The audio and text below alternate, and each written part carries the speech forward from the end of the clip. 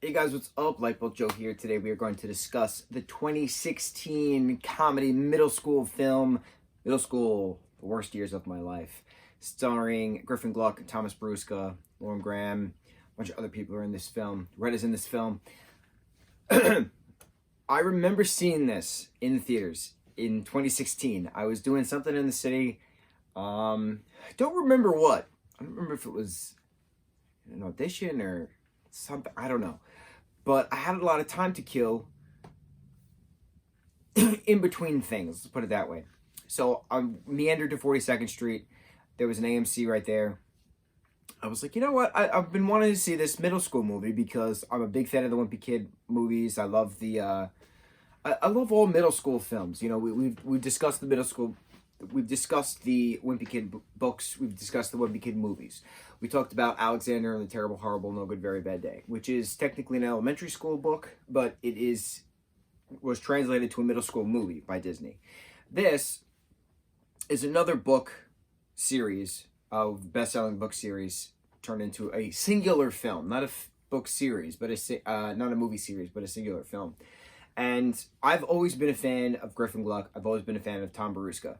And I say this all the time. Somehow, they both managed to just meander right in. You know, Tom has been a kid actor since the dawn of time.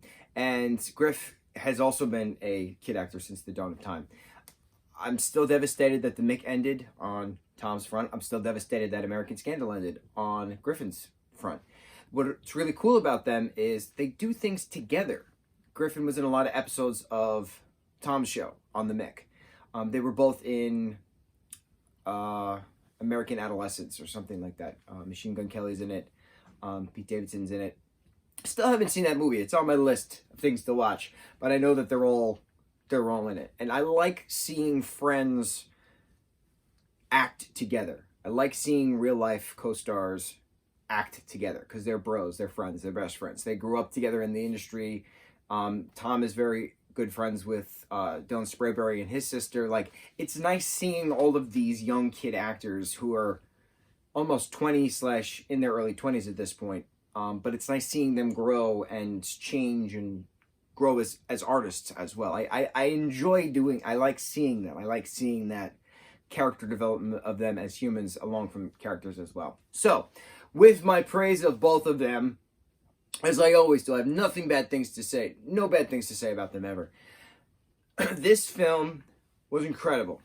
And I was the only person in this theater. It was like a Tuesday afternoon, whenever the hell this movie came out. It was I remember being like the summer. It was hot out and it was nice and AC'd in this AMC theater on 42nd Street.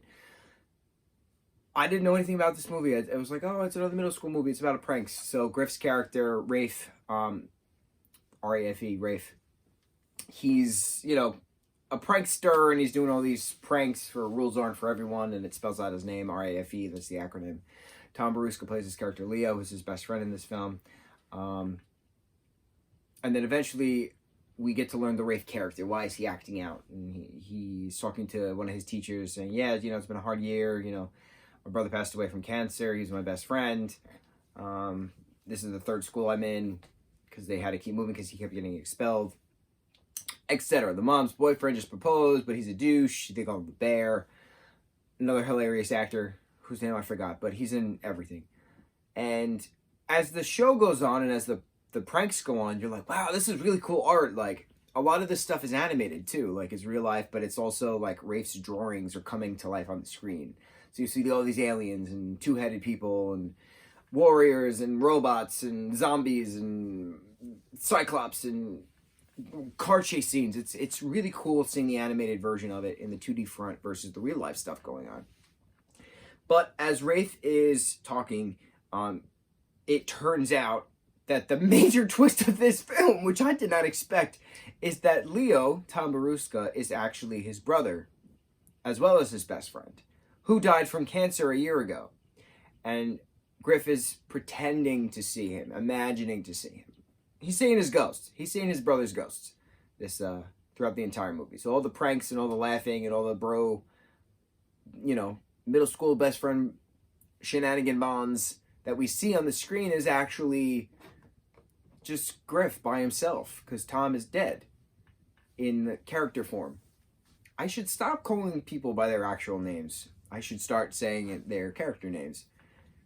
Rafe is mourning the loss of his brother Leo. And it hurt. It took me by surprise, man. It took me by surprise. I did not expect that. So there I am crying in a movie theater by myself on 42nd Street. For a film rated PG, an hour and 32 minutes long, 2016 comedy film, right? And I'm like, oh my God, I can't, something must have happened, like, within that time period. Like, a lot of emotions were clearly building up. We know me. I'm very open about emotions. I'm very open about discussing sadness and anxiety, depression, elation, exuberance, things of that nature, right? I did not expect this film to resonate as much as it did at that particular moment. I cannot remember why it resonated, but it resonated. And seeing this character mourn the loss of his brother, mourn the loss of his best friend, played by Tom Beruska, it hit me. It really hit me across the face.